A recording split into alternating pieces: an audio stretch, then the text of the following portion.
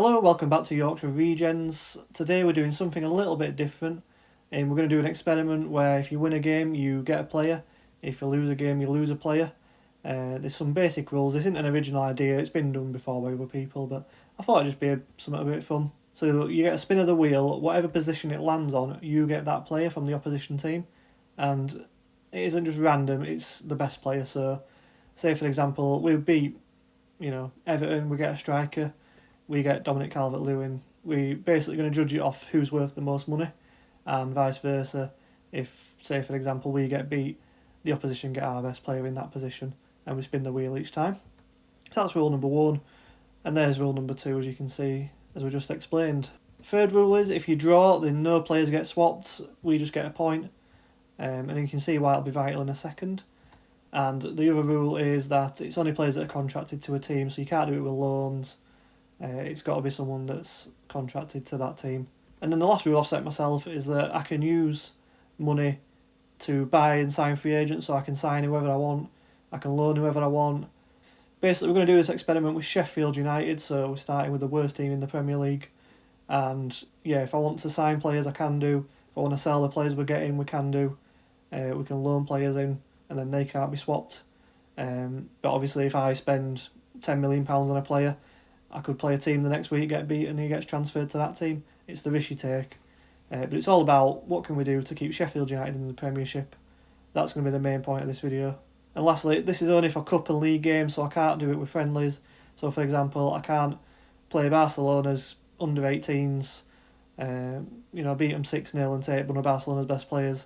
We can only do this in Premier League games and cup games. So let's get into it. As you can see, I've become the Sheffield United boss. I thought they'd be an interesting team to do this with, just considering how bad the team is. I'm going to play with a 4-2-3-1 formation, just because I think that suits the players they've currently got. And we're going to get through to the first game of the season, which is against Fulham away. This is our current best team. As you can see, we've got Breton Diaz and James McAtee on loan. So whatever happens, we can't lose them players. They're our players till the end of the season, or however long the loan is. Also, we can't take loan players from other teams, as mentioned before. Yeah, so as you can see, this is our best 11 at the minute. We are a little bit weak in midfield, I would say. So hopefully if we can beat some teams, it'd be great to get some midfielders. I think probably the players that we're not going to want to lose are going to be Trusty, at the centre-back. Cavanagh a promising striker, it'd be a shame to lose him. We've still got Gribic, the goalkeeper, who I know in real life he left before this season, but we are still on the old Football Manager, as I'm sure everyone watching this video is aware. And the first half's very quiet, but in the 66th minute we finally take the lead through George Baldock. Coming down, we're using them wing play. And yeah, after that opening goal, to be honest, Fulham didn't really make a chance. We put all the pressure on, as you can see there. Archer had a good shot. And we actually win this game, so as first Premier League game, as first win, I'm as shocked as you are.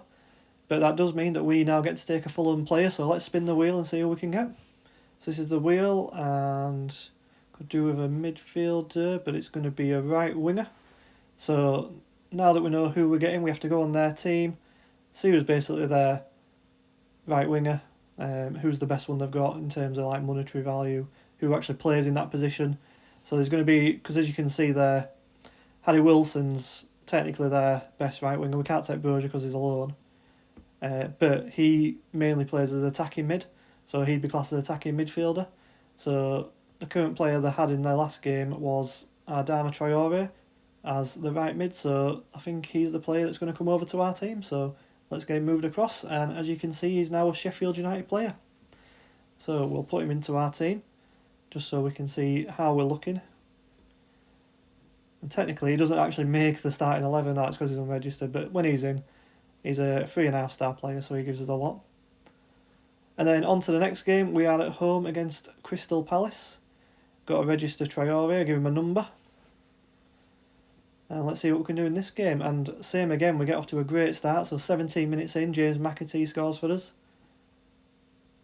It's a good job we can't lose him. And then not long after, 24th minute, Adama Traore gets his first goal in a Sheffield United shirt. He makes it 2-0. And then right before half-time, Adama Traore again, cross it into Cavanagh, and we make it 3-0. We then, 59th minute, we then win a penalty. which Ben Breton Diaz takes and scores, making it 4-0. It doesn't matter what the score is, we only ever get one player. So with the game finishing 4-0, we now spin the wheel and we'll see which player we're taking from Crystal Palace. And it lands on striker, nearly goalkeeper. So let's have a look at their team, see who their best striker is. And they haven't got many players worth a lot of money. They haven't really got an out-and-out striker either. Ayew and Edouard have been used as wingers, so it looks like we're taking Jean-Philippe Mateta. He's going to become a Sheffield United player, as you can see there. So a great start to this experiment. 2 wins from 2. Wasn't really expecting it.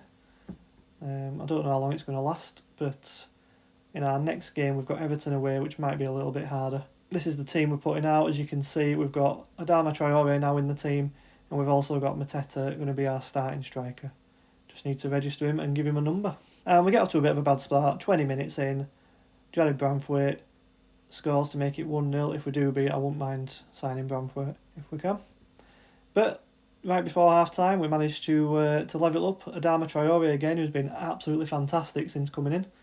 He scores for the second game in a row. But early into the second half, Everton make it 2-1, and it looks like we might be on for our first defeat. We're going to lose our first player. But then we managed to win a penalty, and Souza puts away from the spot kick to make it 2-2. And then not long after, in the 86th minute, we score from a fantastic free kick from Hamer to make it 3-0. But then just as we think we're going to get our third win in a row and our third player, Everton score in the 95th minute to make it 3-3, which means no players are swapped for this game. We both just get a point. So we move on to his next game, which was a cup game against Salford at home. Probably going to be one of the easiest games we'll have. So I'm just going to quick pick the team for this one. This should be just a formality. And yeah, as you expect, 18 minutes in, we score the first goal. They've not really got any players we want to take, but it's part of the rules. We'll have to take one if we win. 27th minute, we managed to win a penalty from a corner. And Breton Diaz steps up and he puts it away to make it 2-0. So half an hour in, we're 2-0 up. Not long after that, James McAtee scores to make it 3-0 early in the second half. So I'm just going to make all my substitutions now. I don't imagine that's ever gone wrong for anyone playing Football Manager. And as soon as I click confirm, Salford score to make it 3-1. But that doesn't really concern me, 3-0 up at home in a cup game. Until Grabic gets injured and we lose our goalkeeper.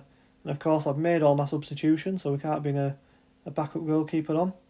Which means John Egan's going to have to play in goal. And I can't imagine Football Manager would punish me for this. However, 64th minute, Salford make it 2-1. We've got a big gap in the defence now. And not long after that, with a bit of pressure from Salford, they make it 3-3. Looks like we might be going to lose our first player to a League 2 team. However, James McAtee in the 86th minute makes it 4-3 and gives us a bit of a lifeline. And then, just as we're looking to close out the victory, Salford managed to gain possession in the 46th minute and they go on to score, taking the game to a penalty shootout. And then after a long penalty shootout, which never seemed like it was going to end, we managed to get the lead at 8-7. Bear in mind we've got John Egan in goal to save these penalties. The Salford player steps up and he actually saves it and wins us the game, believe it or not. Which is a bit of a surprise, so we get to spin the wheel and take a Salford player. And this time it lands on goalkeeper, only just. And they've only got the one, so this is going to be a little bit harsh on Salford, but the rules are the rules. And we take their goalkeeper, who now becomes our backup goalkeeper. In the next game we've got Manchester City, which I imagine is probably where our winning streak ends. I don't think anyone really expected us to have such a good start.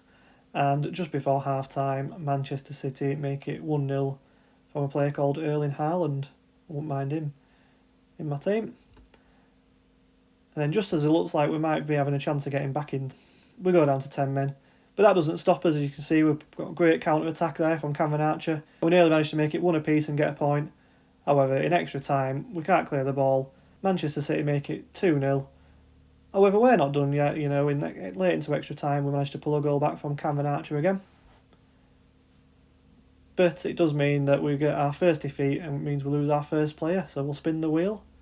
And we are losing our left back, it looks like, yep. So I'm going to look at our players, see who that is. I think it's Robinson.